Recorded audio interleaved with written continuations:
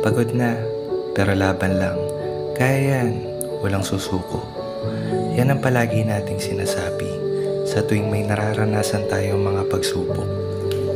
Sa tuwing araw ay sisikat, panibagong araw na naman ang pagsikap. Kaya minsan, di ba, napapaisip na tayo na bakit parang wala namang nangyayari.